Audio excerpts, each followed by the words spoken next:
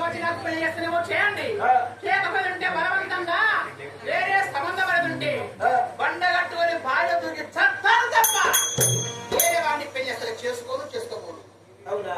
కావాలన్నా చస్తావు కానీ ఆ పిల్లవాడిని వదలలేమంటావా? వదలను. చూడమ్మా, గుడ్డు వెళ్ళి కోడిని వెక్కరించినట్టుగా దొంగవాడు వెళ్ళి పోలీసు వాడిని బెదిరించినట్టుగా ఏ మాటలు ఉన్నావమ్మా. చస్తాను అంటే మా నాన్న ఆ పిల్లవాడిని తీసుకుని వచ్చి నాకు పెళ్లి చేస్తాడు కావచ్చు అని నీ వయసులో ఉన్న అమ్మాయిలందరూ అదేనమ్మా. తల్లిదండ్రులతో నాన్న ఆ పిల్లవాడిని చేయకుండా నేను చస్తాను నాన్న అంటారు. అంటే నా బిడ్డ చవలి కానీ అదే పిల్లవాడిని తీసుకుని వచ్చి పెళ్లి చేస్తాడు కదా.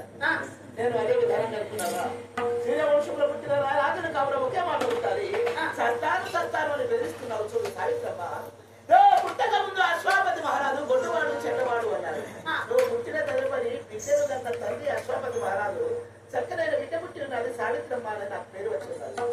నువ్వు పుట్టక ముందు ఏమన్నారు? గొడ్డువాడు అన్నాడు కదా, మరి చస్తానంటున్నారే. ఏ సంబంధం నాకు నచ్చలేదు కాబట్టి